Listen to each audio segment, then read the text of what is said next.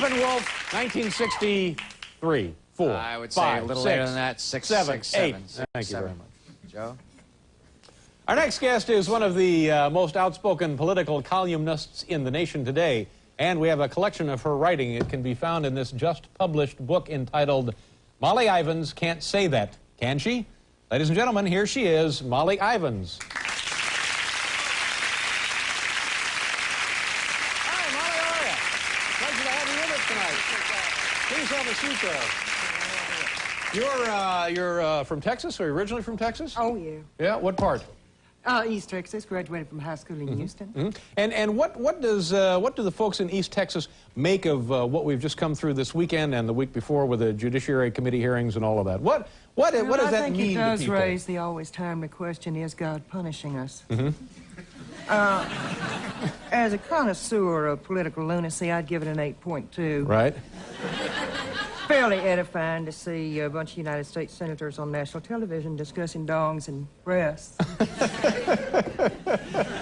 I think we live in a great nation. Its occasional resemblance to a large lunatic asylum is purely coincidental. Yeah. Actually, one of our more endearing national characteristics. But if, see, now I look at that and I don't feel like I have a grasp of the core issue of what just transpired. I mean, the guy's now part of the Supreme Court. Okay, so what's left? As we're sifting through the ashes, what can we hang on to? What can we learn? How can we make ourselves better from the experience here? We can't. Okay. Let's talk about the title of the book here. Molly Ivins Can't Say That, Can She? What is that referring to? Oh, when I first started writing my political column, I felt impelled to describe the performance of a local congressman by saying, if his IQ slips any lower, we'll have to water him twice a day. Right. It upset a lot of his supporters, and they canceled their subscriptions and threatened to start boycotts. And so my paper took out billboards all around Dallas, Texas that said, Molly Ivins can't say that, can she? And are you beloved by the folks who read the paper, or is it split right down the middle? Some hate you, some love you. How does that go? They do polls every year that to find out who's the best liked and most hated columnist in the area. I'm always both. Well, that's good. That's the appropriate balance then, isn't it? And what is the state of Texas politics these days? How are things? A lot of scandals? Not so many scandals? Well, the speaker's under indictment again, but that's normal where we are. Right. We did have one, 73 to 75, who wasn't indicted. He was shot to death by his wife. She wasn't indicted, however. And now you're not troubled by this kind of thing, and I guess it's because it's part of your livelihood. What is the most aggressive or egregious political violation you've witnessed or reported or lived through? Well, on the lunacy scale, I suppose the Mike Martin episode. State Representative Mike Martin was elected from Longview, Texas, on a platform of being pro-family and pro-American. And he was legislatively impaired, unable to pass a single bill, so he looked dicey for re-election, and he came up with a really unusual strategy. He paid his cousin to shoot him in the arm with a shotgun, and then claimed it had been done by a satanic and communistic cult on account of he is so pro-family and pro-American. Well, it turned out our legislature had, with great foresight, made it illegal to pay someone to shoot you in the great state of Texas, and with that, Representative Martin became wanted by the law. We had to send the Texas Rangers after him because he went into hiding. They hunted him high, hunted him low. At last, they tracked him to earth at his mama's house, found him hiding in the stereo cabinet. Well, he always did want to be a speaker. Yeah, so, well...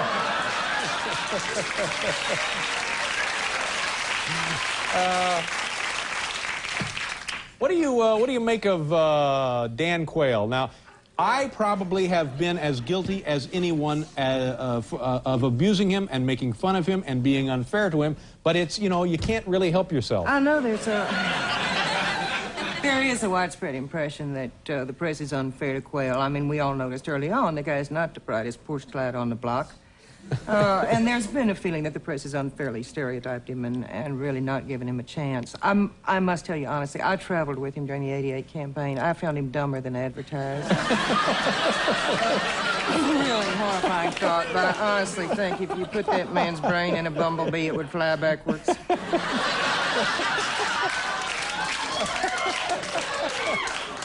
Now, do you ever for a second in a stroke of conscience do you ever consider if things were reversed, if there was some odd parallel universe and someone was saying things like that about me, how would I endure that? This man has lived the last 4 years being assaulted like that and worse.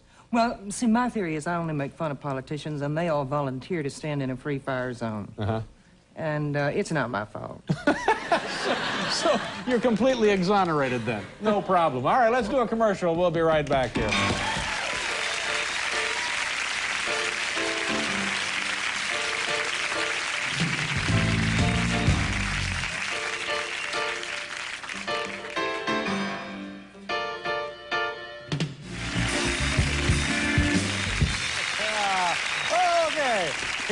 The book is called Molly Ivins Can't Say That, Can She? And probably selling pretty well, isn't it? Yeah, it seems to be. Pleasure to meet you. Thank you very much for being on the program. My thanks also to Jeff Stilson and Jeff Daniels. Tomorrow night, ladies and gentlemen, Richard Simmons will return. Good night, everybody.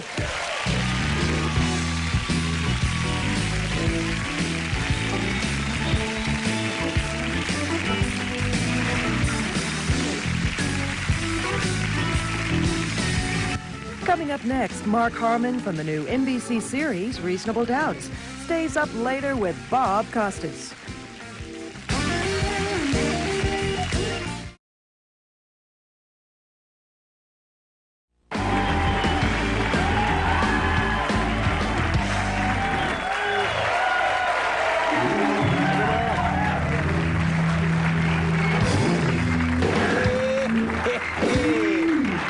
Nominate this, will you? Thank you very much. You know who I think would make an excellent president? The guy who used to captain the Love Boat. What was his name? Oh, Captain Stubing. I think he'd make a divine president, a terrific president. You know, one of the crew of the Love Boat is actually in Congress or something. Fred Grant. Yeah, the gopher. Yeah, gopher. Yeah, he's a governor, senator from Congressman from Nebraska, Iowa. Hey, thank you very much, ladies and gentlemen. Hey, and welcome to Jeopardy! But I'd like to see that Captain Stubing there because he's got the military background. So you being mean in the, the captain, the character as president, not Gavin McLeod, the actor. No. The Captain Stubing himself. Yeah. And then Aaron he'd have a Spelling romance. could run the campaign for him. But then there'd be an old romance lingering somewhere in the back. We have the governor of Texas, Ann Richards, will be out here a little bit later. I'm a combination of nervous and very, very excited because you can't help but have a lot of respect for this woman and her accomplishments in the world, and we're excited to have her here tonight. And what could be a more timely circumstance than when the Democratic Convention is, excuse me, just down the road there, and tonight there will be placing Bill Clinton's name in nomination for President of the United States. Who's making that nomination speech? Oh, Cuomo, Mario Cuomo. There you go, right there. Here is the top 10 list for tonight from the home office in Tahlequah, Oklahoma. Ladies and gentlemen, boys and girls, moms and dads, and kids of all ages. The category, top 10 signs you won't be re-elected president. Top 10 signs now that you will not be re-elected president. Here we go. Number 10. At fundraising dinners, guests ask you, can we have some more butter, please? Number 9. Whenever you use phrase, if I'm re-elected in speech, crowd bursts into 10 minutes of uproarious laughter. Number 8. Your wife keeps reassuring you that she can get work as a mall Santa. Number 7. Number 7, Quayle's on your ticket. Number 6. When you...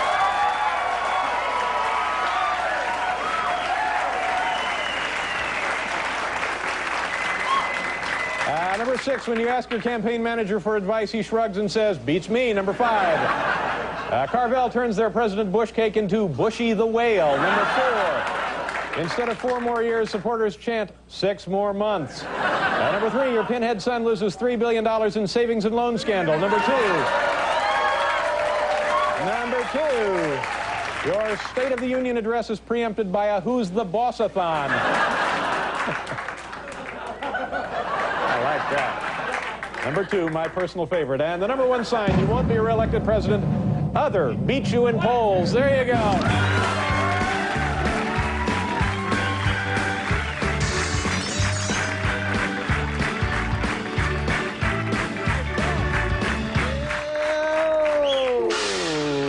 Okay. All right, let's bring her right out here. Our first guest is probably best remembered for her remark 4 years ago that George Bush was born with a silver foot in his mouth. This year, she is the chairperson of the Democratic Convention. Ladies and gentlemen, please welcome the governor of Texas, Ann Richards. Ann!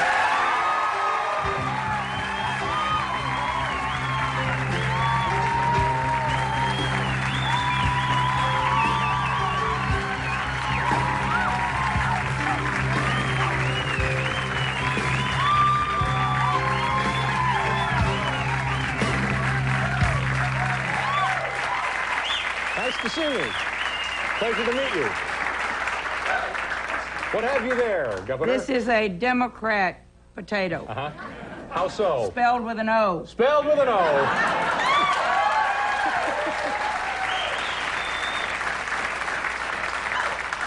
Thank you very much, because you know I'm always hungry. Little memento of the convention. Let me talk to you about a couple of things. First of all, did I make a faux pas there when I introduced you at the top of the program as the First Lady of Texas? Is that not a correct way to refer to you? As long as I'm governor, it doesn't matter what you say.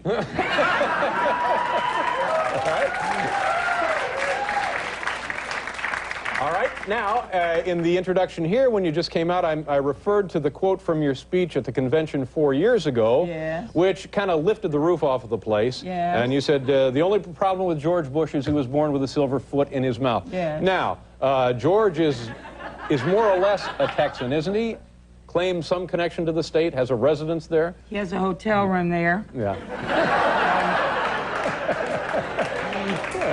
A Texas hotel room. Now, that hotel has gone bankrupt, of course, in this past 4 years. Yeah, hasn't been there much.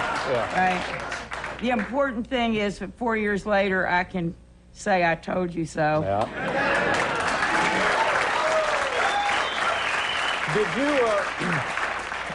Have you talked to George? Did you ever talk to George? Have you had any kind of relationship with him? How do you get along with the man? Just great. Really? Yeah. And how did he respond to that remark? Well, I don't know. I never asked him. Uh-huh. He sent me a silver foot, a pin, Yeah. that says Bush on it. And I wear it when he comes to the state, because I think, well, a lady always wears a gentleman's jewelry when he comes to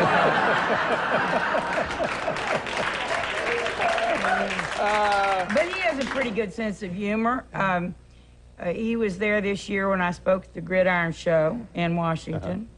And he laughed a lot because it was a really good speech. Yeah. I would imagine so. Yeah. Well, let's talk a little bit about that. If you can now step down from being governor, step down from being the chairperson of the convention, step down from being a lifelong Democrat, I assume. Are these guys done? Is George really done? Is it over? Are we looking at the end of the Republican reign here now? I think the phrase is stick a fork in them, they're done. But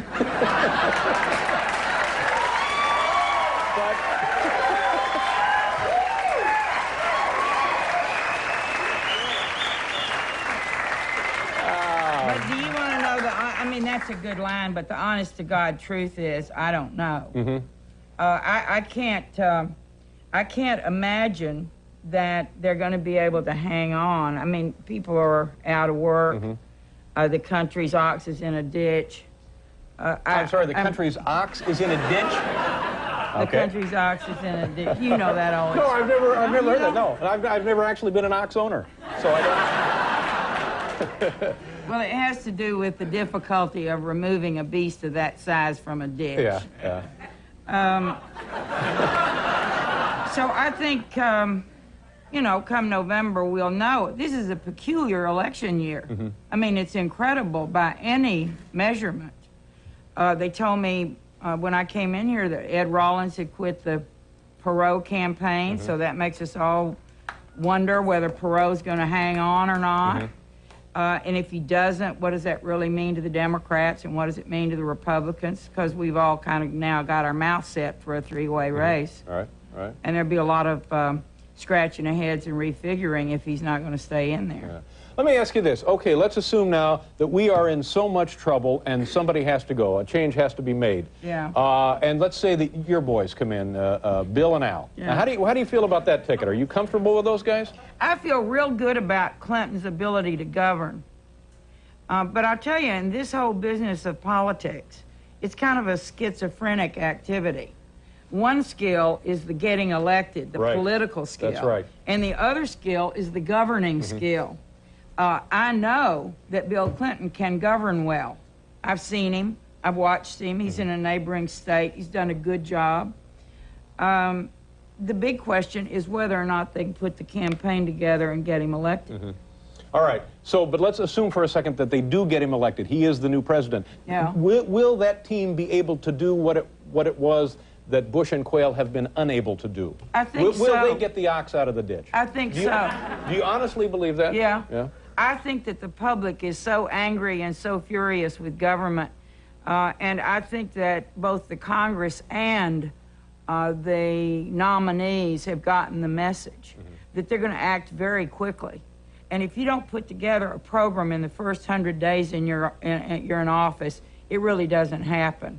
The bureaucracy just sort of swells up and takes over again. That's right. And wouldn't this have been a good year? Wouldn't this have been a great year? Wouldn't this so far been the most appropriate, suitable year? Not that heretofore we haven't had plenty of suitable opportunities to put a woman on the ticket? Well, I didn't think it was. There are not very many of us that are prepared to be president. And I think when you choose someone vice president, it should be someone who's prepared to take over. There are a couple of women, maybe Patsy Schroeder, maybe Barbara Mikulski.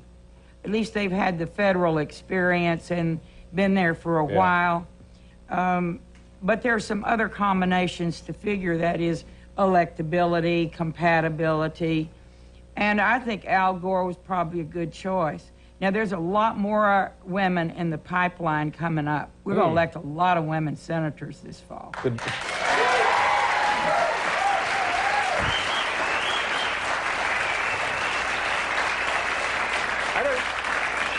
I don't know why, but I kind of like the sound of the phrase, having a lot of women in the pipeline. I'm not even sure what that means. I don't know what that means, but if you're going to put an ox in a ditch, put some women in the pipeline. And let's see if we can't do some irrigation. We have to do a commercial, and then we'll be back here with the governor, ladies.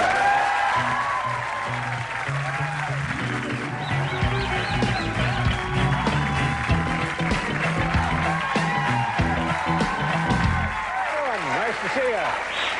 The governor of Texas is here, Ann Richards.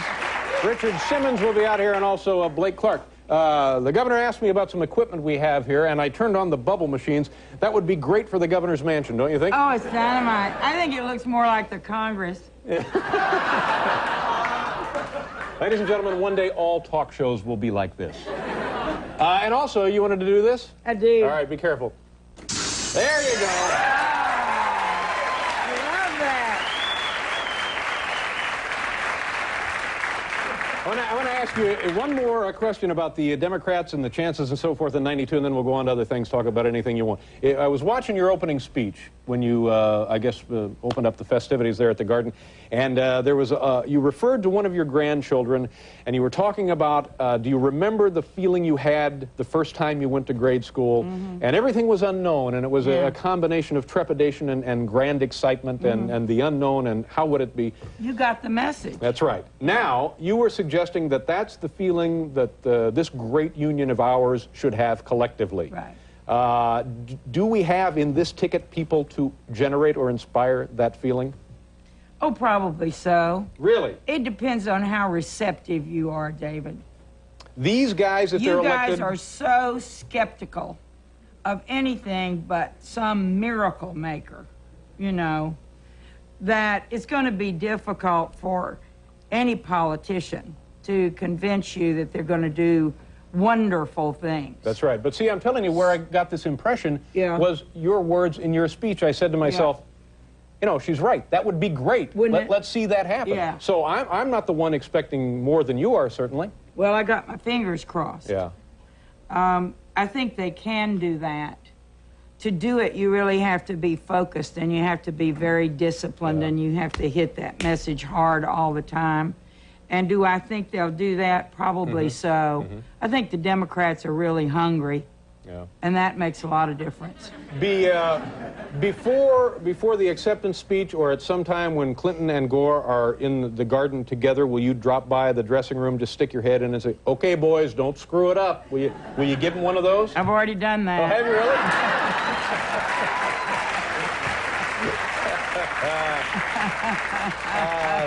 You know, it's a big kick having you here, and there's many other things we could chat about. I'm really interested in what life is like politically these days in Texas, but we're out of time, and I know you got to go back to the garden. I know, it just makes me sick. I've got a lot of stuff they told me I was supposed to tell you, and I didn't get a chance to do it. You can come back tomorrow if you want. You're going to be in town the rest of the week. The incredible thing, though, that I do have to tell you is that people from Texas complain that once they leave Texas, they can't ever get any more barbecue that's any good. And I want you to know the stuff follows me everywhere I go. Here I am in New York City, and I went to the most splendid, posh, powerful party I've ever been to in my life at the Russian Tea Room last night. And guess what they had? Yeah, they did. Barbecue. Barbecue oh my. at the Russian Tea Room. So you've just pretty much had it coming out your ears. St. Louis, South Dakota, you name it, I leave town and they order barbecue. Yeah. If the ordering were left up to you, what would you rather have outside of Texas? Oh, probably steamed dumplings. Oh, okay. See if we can't get her a load of steamed dumplings. Those are very light on the stomach, too. We want you to come to Texas. I'd love to come to Texas. Listen, no kidding. We're big fans down there. New Yorker is all interested in me going to Texas. Thank you. Now, by the time this is on the air tonight, you will have had another really big night. Tonight's the night of the nomination, right? Run down the schedule for us tonight. What happened? Well, as we speak, it's going on. Right. And the big thing tonight will be Cuomo's speech. Because he is fabulous. He is so eloquent. He'll be wonderful. A real asset to the party. Cuomo. Tremendous asset to the country. A great man. And then we'll go through a roll call of the states, and everyone will vote, and that'll be fun for me to get to do. I'm looking forward to that. That's when you're calling everybody and asking for the votes and so forth? Yeah. Okay. Yeah. All right. Don't let them get away with anything. If you want to, come on over and do it with me tonight. Yeah. I could...